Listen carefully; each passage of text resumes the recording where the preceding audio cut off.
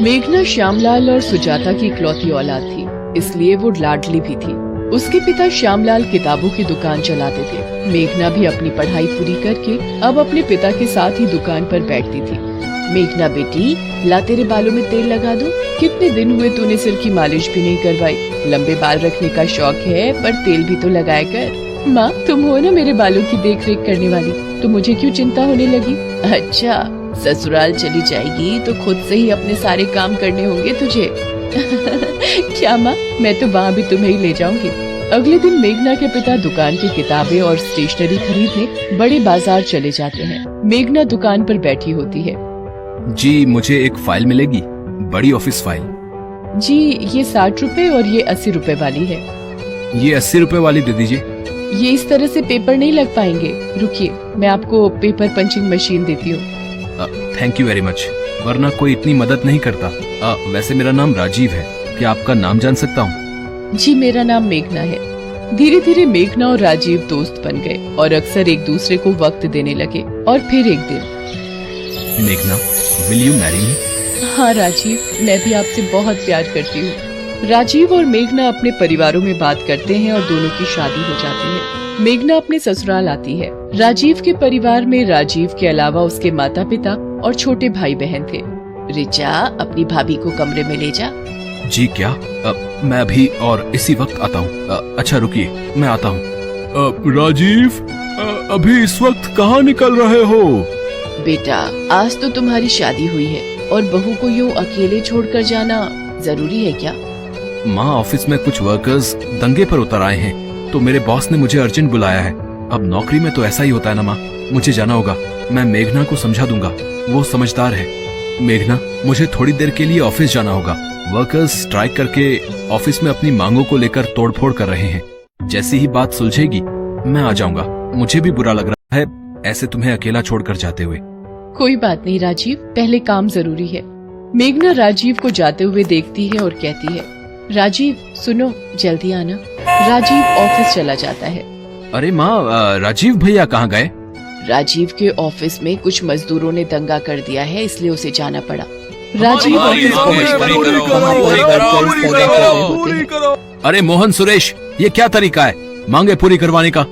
इसे मारो, सबसे पहले तो ये मालिक का चहेता है, इसे मारो मारो मारो। सब वर्कर राजीव पर डंडे बरसाने लगते हैं। राजीव के सिर पर चोट आती है और वो वहीं मर जाता है। सारे वर्कर डर जाते हैं। अरे मालिक की गाड़ी आ गई, भागो भागो। राजीव, ये क्या हुआ? राजीव सर, ये तो मर चुके हैं। हमें ये बुरी खबर राजीव के परिवार को देनी होगी। बॉस राजीव के घर फोन करके राजीव के मरने की खबर देता है। ये नहीं हो सकता, मेरा राजीव नहीं नहीं। पिता का फोन हाथ से छूट जाता है। वो बड़ी मुश्किल से सबको ये बात बताता है। मेरा राजीव, ये क्या हो गया? हमारी खुशियों को किसकी नजर लग गई? भैया, आप हमें छोड़कर क्यों चले गए? कुछ देर बाद मोहित रोता हुआ राजीव की लाश को घर ले आता है। मेघना तो बिल्कुल शांत हो चुकी थी, मानो उसकी जिंदगी रुक गई हो। राजीव, आप मुझसे वादा करके गए थे कि जल्दी वापस आओगे। आपने वादा तोड़ दिया राजीव, आपने वादा तोड़ दिया। मेघना के माता पिता भी आ जाते हैं। पूरा माहौल सदमे में आ जाता है। राजीव का अंतिम संस्कार हो जाता है। बहन जी, क्या कुछ दिनों के लिए हम मेघना को अपने साथ ले जा सकते हैं? जी ले जाइए, कुछ दिन इसका मन बहल जाएगा। माँ, मुझे कहीं नहीं जाना, मैं यही राजीव की यादों के सहारे रहूंगी। तभी राजीव की बुआ दादी कुछ औरतों के साथ आ जाती है। आशा, ये क्या हो गया? राजीव कितनी छोटी उम्र में चला गया। अब रीति रिवाज के मुताबिक मेघना बहू को राजीव की विधवा बनकर रहना होगा। पर बुआ दादी, मुझे ये सब कुछ नहीं पता, तभी तो इन विधवाओं को लाई हूँ। ये मेघना को सब कुछ समझा देंगी। माँ, ये सब करना क्या जरूरी है? माँ, भाभी के साथ ये सब क्या हो रहा है? ये आजकल के बच्चे हमें बताएंगे रीति रिवाज। चलो, तुम लोग मेघना को सफेद साड़ी पहना लाओ, फिर इसके सिर के बाल उतरवाने हैं। माँ, ये बहुत ज्यादा हो रहा है। भैया के जाने की इतनी बड़ी सजा, इसमें इनकी क्या गलती है? आशा जी, मेरी बच्ची के बाल मत उतरवाइए, मेरी बच्ची ये सहन नहीं कर पाएगी। सब लोग चुपचाप मेघना के साथ होते अन्याय को देख रहे थे। मेघना को सफेद साड़ी पहनाकर चौकी पर बिठा दिया जाता है। नाई मेघना के बाल उतारने के लिए उस्तरा निकालता है। बुआ दादी, क्या ये सब जरूरी है? अभी इसकी उम्र ही क्या है? अब किस्मत ही फूटी हुई है इसकी। विधवा योग था तो अब पूरी जिंदगी विधवा बहू बनकर ही रहना होगा। मेघना रोए जा रही थी। सब लोग उसके साथ ये सब होता देख रहे थे, पर कोई भी उसके लिए कुछ कर नहीं पा रहा था। मेरी बच्ची मेघना, भाभी। मेघना बिल्कुल मायूस हो चुकी थी। उसके आंसू सूख रहे थे। उसकी किस्मत का फैसला भगवान के हाथ में था। तभी मोहित तेजी से मेघना की तरफ जाता है और उसका हाथ पकड़कर घर के मंदिर की तरफ ले जाता है और मंदिर में रखे सिंदूर को मेघना की मांग में भर देता है। सब लोग हैरान रह जाते हैं। ये क्या अनर्थ कर दिया इस लड़के ने? विधवा बहू से शादी कर ली। चलो चलो यहाँ से, कैसे पापियों का घर है।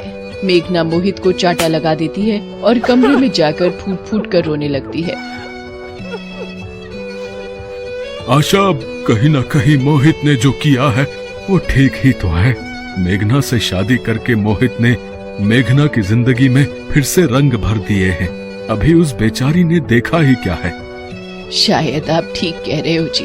हम भी तो ये सोच सकते थे, पर पुराने रीति रिवाजों के पल्ले में बंधकर आज एक बहू के साथ अन्याय कर रहे थे। मेघना, मेरी बच्ची, मैं जानती हूँ राजीव की यादें तुम नहीं भुला सकती, पर तुम्हें इस हालत में देखकर राजीव की आत्मा भी दुखी होगी। सब लोग मिलकर मेघना को समझाते हैं और मोहित के फैसले की सराहना करते हैं। मेघना की जिंदगी में फिर से एक बार रंग भर जाते हैं। एक विधवा बहू की शादी करके खुशियाँ मेघना की जिंदगी में फिर से दस्तक देती हैं।